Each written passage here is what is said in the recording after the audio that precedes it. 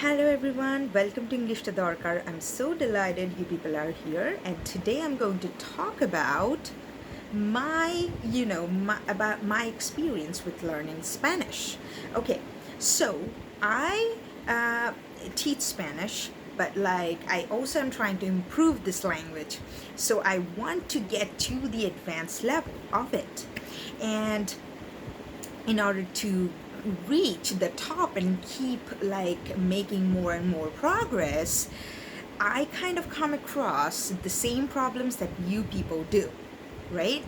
So I'm going to talk about the problems that I'm facing recently, and sometimes I'm not so proud to say that sometimes I hesitate to sit and study or watch a movie in Spanish because it feels a little stressful, right?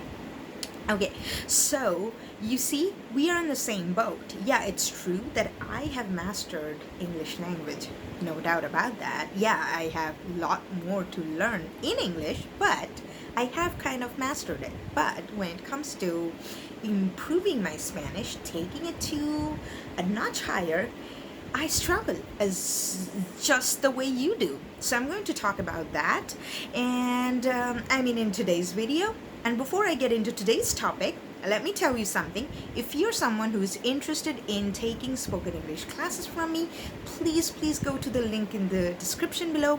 You will get the link of the Facebook page of English to Darkar and Facebook group of English to Darkar. You can join the group, you can like and follow the page, and you can write in a comment or in a private message there that you're interested in taking classes from me. And you and I will also, what would I say, I'll also share my Facebook profiles link. You can send me a friend request there, I can add you, and we can talk and start our journey of you becoming fluent in English. Okay, so I'm going to do that, so you can go there and send me a message saying that you're interested in taking classes from me, and send me a friend request, and we can be like friends and start our journey of you becoming fluent in English. I'll give you the details of the class, and have a proper schedule of you taking the class, and all those things. But let me come back to today's topic. As I said, that I'm learning Spanish. I'm not learning Spanish because I have already learned it for years. I have completed my advanced level of Spanish diploma from the language school of Ramakrishna Mission, Gold Park. But I want to take the international exam conducted by the Institute of Cervantes of the Spanish government. And for that, I really need to invest myself in learning, invest myself in improving my language even farther and farther, and really become as good as I am. I am in English. I really want to do. I still remember. Now, this is a very personal story that you may be interested in. One thing that we need to do, this is not me saying, research shows that if we want to improve something, we have to measure that. So you need to measure where you are. So, and that measurement, you may say, ma'am, it's not my height or weight that I'll measure, it's my competency in English. How am I supposed to measure it? You are supposed to measure it by ranking yourself in a scale of 1 to 10. 1 means you're not so good, and 10 means you're awesome. Okay, so you score yourself. Let's say you score 7. Okay, good. And tell me, where do you want to go? Let's say your target is 9 in next 6 months. Okay, cool.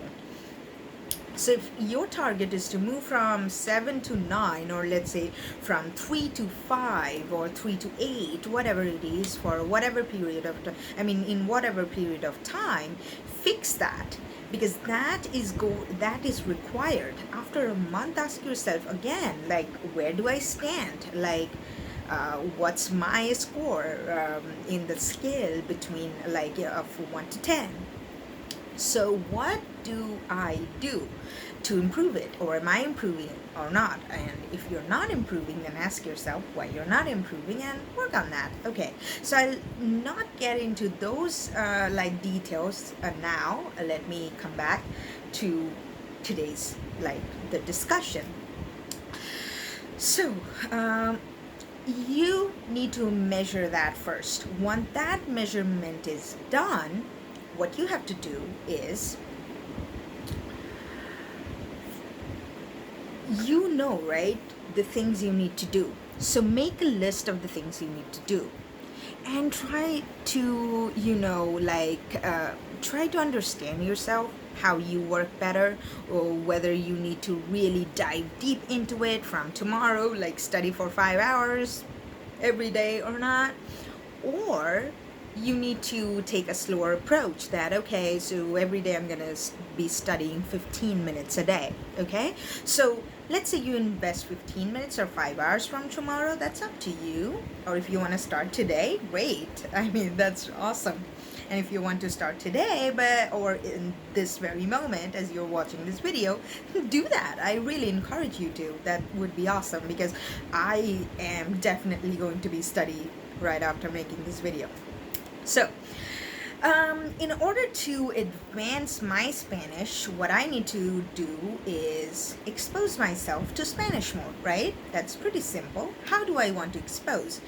Now, first of all, that depends on my interest. Similarly, if you want to improve your English, then your exposure of English has to be in your own terms. Like, what kind of movies do you like? What kind of shows do you like? What kind of topics you're interested in? What kind of stories you're interested in? Are you interested in reading stories at all or not? Ask yourself these questions. I mean, you know probably.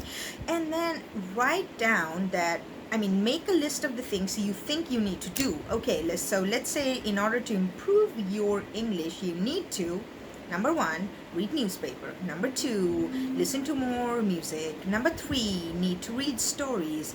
Number 4, need to make online friends who speak in English. Okay, great. Number 5, join English to Dorkar maybe. Take a coach.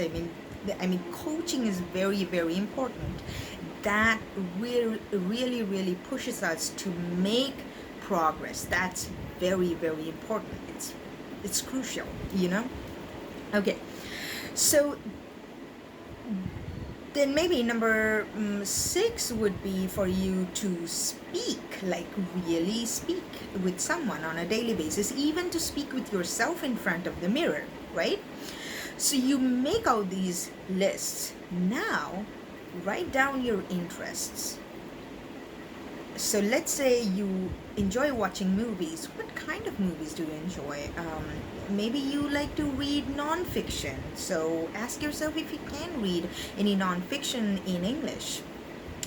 Or if you like to read fiction, then what kind of fiction do you like to, would you like to read something in this language, like in English?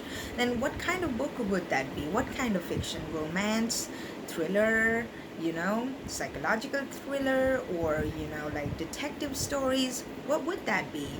Ask yourself, what kind of movies would you like, or what kind of books you want to read. Now, one thing, if you are not a fan of reading newspaper, and if you're trying to improve your English by reading newspapers, that's a bad idea. That's a bad idea. So don't go for that. Don't go for that, because you're already trying to learn a new language and develop it maybe. But if you try to do that with something you're not comfortable with, it's not gonna help you. Okay? No question, no joke. Don't do that.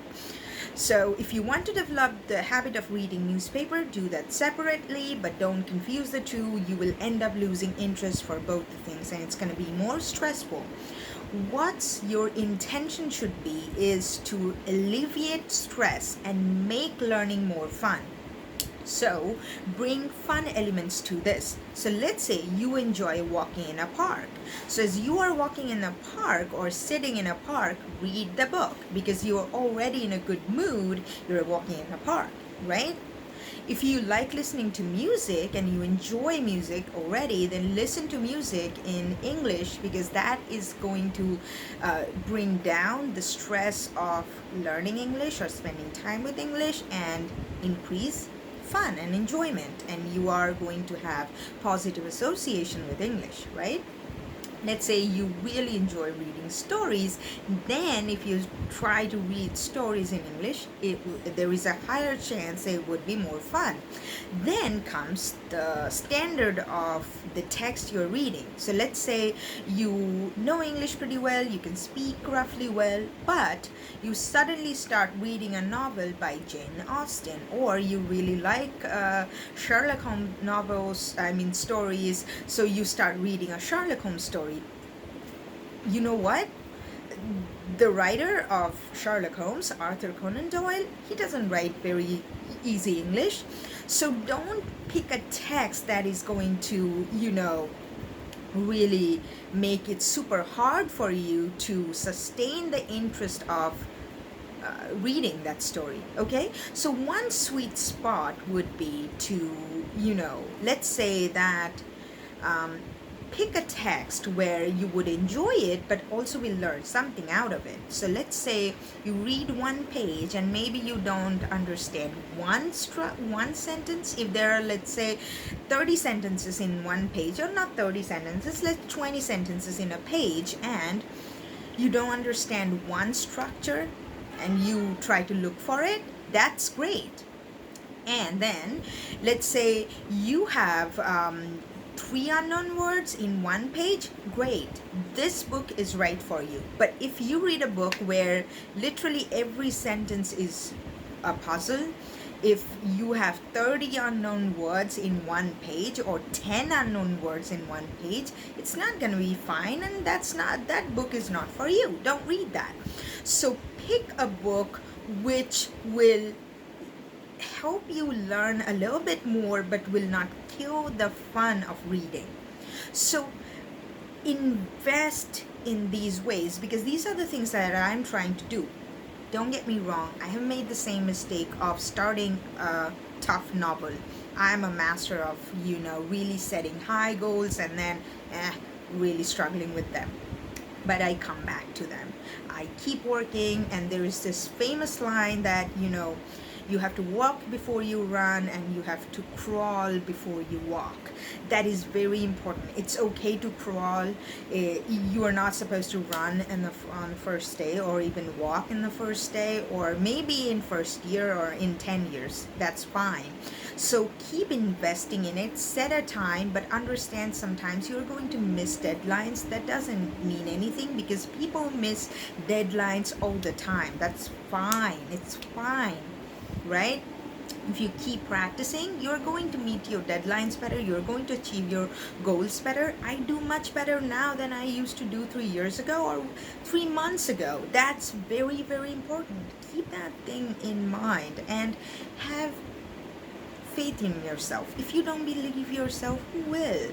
You should be the one to believe yourself. You should be your own cheerleader. You should be the one who will lift yourself up and really, really appreciate in your dull moments. That's very, very important.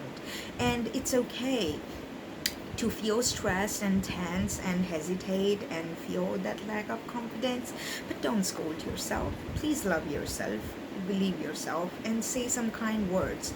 Just be a good friend to yourself. Say good things to yourself. Thank you so much for being here. If you're deriving lots of value out of this channel, please like this video, share this with your friends, and subscribe to the channel. And thank you so much for being here. I'll see you tomorrow. Bye-bye.